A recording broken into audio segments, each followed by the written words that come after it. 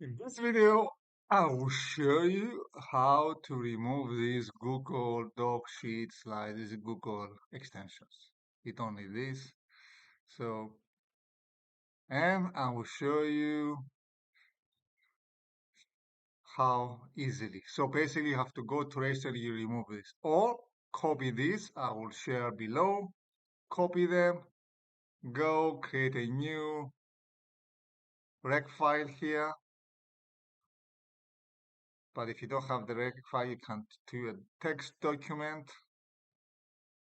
Remake the extension. If you don't see the extension file, see a video how to see the extension file. So you put remove Google extension and put here a rec file. And open this, edit, put this text here, save it, and run this.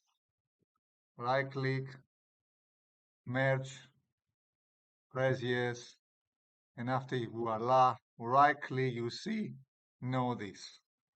That's the best way to remove the Google extension without doing much or messing with the registry. So if you go basically the registry, if you go here, you will see that this gdoc has been removed. So there is no even, there is here, but the extension has been removed, that the ShellNew.